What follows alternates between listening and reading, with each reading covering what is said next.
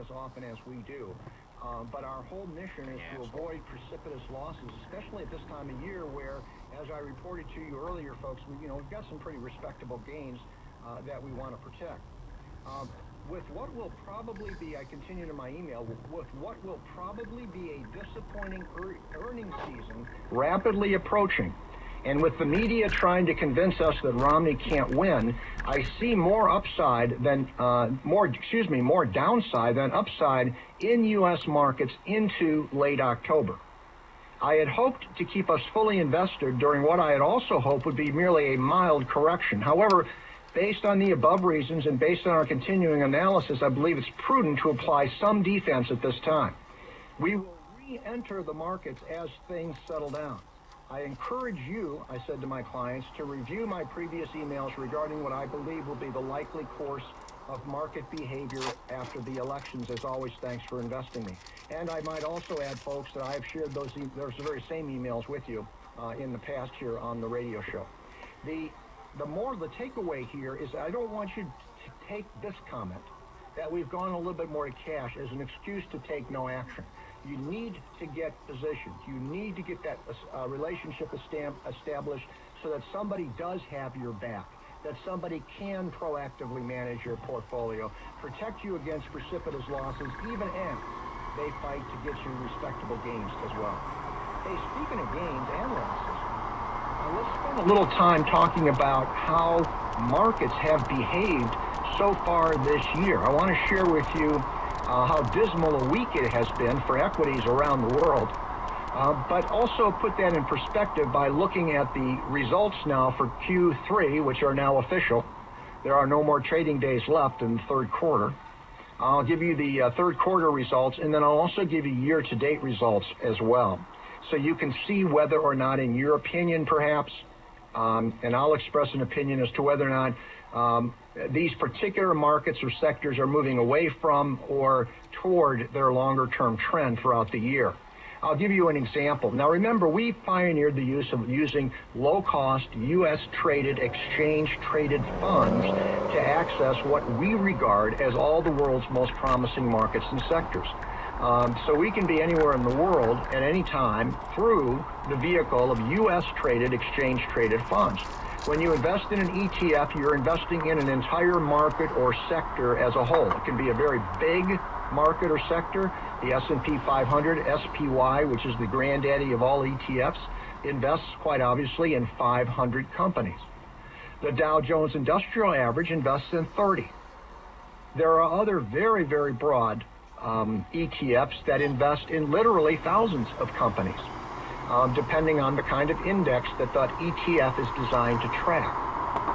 They're vanilla, these ETFs, in the sense that there's no committee sitting around with a Ouija board trying to outperform a particular market or a sector. Instead, people like us focus on finding the markets and sectors that are going to outperform. And then all we're looking for are ETFs that faithfully track those markets or sectors. Let me give you some examples. This past week, the Dow Jones Industrial Average, and the ETF that tracks that, the most popular ETF is DIA. That's the ticker, DIA. It's down 1.05% this week, down a little over 1% this week. That's not good. That's pretty darn volatile for the Dow. For the quarter, though, the Dow is up 5%. And year-to-date, the Dow's up 12%. And it beats a kick in the shins with a sharp shoe. How about the S&P 500? And incidentally, all these markets were down this week. The S&P 500, which is tracked, the most popular tracking mechanism is SPY, the ETF, SPY. As I said, the granddaddy of all ETFs. Whereas the Dow, remember, was down just over 1%. The S&P 500 was down 1.3% this week, but still up 6.3% for the quarter and still up 16.4% year-to-date. Now remember, that's total return. That includes dividends and interest when applicable. But what about Europe? One of the broadest indexes there, and one of the best measures of how Europe is doing as a whole, is the Euro 350 index. The Euro 350 index. SPE is the ticker for that index. Well, at least it's the Bloomberg ticker. I'm not sure. That's on a very expensive terminal source, so I'm not sure you should go looking for SPE because I'm not sure you can pull it up that way. But the most popular of the ETFs that tracks the Euro 350, its ticker is IEV. Now, remember what I said, folks? Take notes every now and then. Don't hesitate to shoot me a question by email, and I'll respond during the week. It's keith@degreen.com. Just a good example. I'm laying out for you some of the more popular ETFs. I rarely hold much back over time regarding what we're doing, and I'm not suggesting you race out and buy these ETFs, but I am suggesting you become familiar with them, become comfortable with them, come to consider them as reliable alternatives when it's time, based on what we say here on the show, or based on your own research, or based on what we conclude at our company, to rotate into and or out of these various markets and sectors. Well, I mentioned the Euro 350, the ETF that tracks it, IEV is the ticker, the most popular of them. It's down big time, 3.5% down this week. Oh, incidentally, I forgot to mention NASDAQ. The NASDAQ 100 is tracked by Triple Q, very popular ETF, Triple Q, and it was down my microphone just fell apart. It's down 2.3% year to date. Not good at all. Not good at all. Not year to date, down 2.3% for the week. The Euro 350 index, as I mentioned, down right at 3.5% for the week. My favorite economy in Europe is Germany. Those people, I was over there a few weeks ago, as you know. I shared with you some of my observations from my experiences over there. And these are very, very hard-working people. They're very frugal. They're not real thrilled about being on the hook for some of the European debt that's out there. Their equity index is the DAX, DAX, and it is tracked. The most popular tracking mechanism here in the U.S. is an ETF with the ticker EWG. EWG. It was down 3.7% this week, so it took a real hit, but nothing like Spain.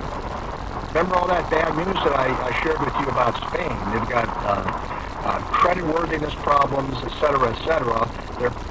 Half of their banks failed to pass a stress test. Not good. The ETF that tracks Spain is EWP. And what's ironical here is that although it was down 6.8% on the week, guess who's up 11.7% on the quarter? Spain. So even after losing 6.8% last week, it was still up 11.65% on the quarter. But incidentally, it's still down almost 6% on the year. If you are a thrill seeker, then you might want to take a look at Spain. But believe me, it's going to be extremely volatile, and I think you need to keep your finger on the trigger if you're in, because you may want to get out in a hurry. Then there's China. Everyone's postulating that China is going to get worse and worse. Well, it looks now like their GDP next year might be as low as 6.5%. And I must acknowledge that's a 35% decrease from the 10% historical average that they've enjoyed over the last 20 years. So that's a big decline. But that's bound to happen over time, the law of large numbers.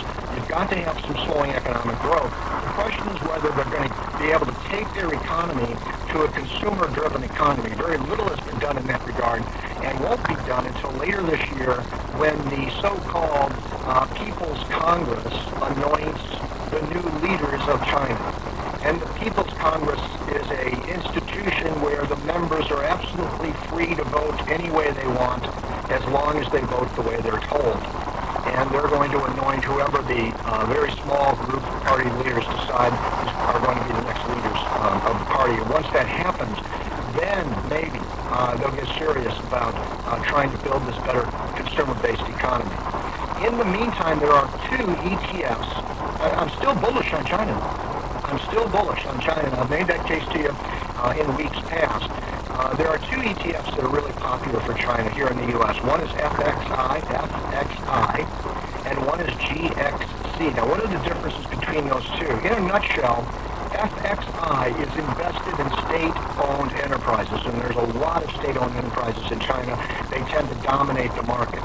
State-owned enterprises, FXI. GXC, more private enterprises, a little bit smaller companies, more plugged into be Chinese consumer. They've had interesting runs here this year. Quarter to date, FXI was down about 0.4%. Not a lot, but it was down a little bit. And GXC was up a little bit, about 0.3%. Excuse me, that was for the week. Down 0.4, up 0.3. FXI and GXC respectively. Respectively, for the quarter, FXI up 2.8, GXC though up 2.2. So it was down. It was up a little less than FXI in the quarter. However, it just creams FXI. GXC does for the year. FXI is up only 1.71% on the year. GXC is up 6.43% on the year. You'll remember that I mentioned in my email to clients Apple Computer. I am glad that we had a great run in Apple. We may indeed return to Apple in the not-too-distant future, but we did bail early in the week on Apple's first thing we sold. It is down for the week almost 5% on the week. For the quarter, though, it's still up 14.7%. And year-to-date, are you ready? Are you sitting down? Up 65%. It's a great company. They make wonderful products. There are literally people standing in line wanting to buy them. I pointed out that they may have some supply chain issues, and therefore that might push back a quarter some of the phenomenal sales numbers that they're going to post. They're still going to post great sales numbers, and I think their report comes out, I'm not sure, I'm not going to speculate. I know it's first half of October, but I forget the exact date for Q3. Well, this leads us to commodities and to bonds. Commodities and bonds. Where are the trends? What are they doing right now? When I come back from a very brief break, that is exactly what we're going to take a look at. We're going to look at gold, we're going to look at silver, we're going to look at long-term U.S. government bonds, U.S. junk bonds, and what about international sovereign bonds and emerging market bonds? Maybe an alternative there.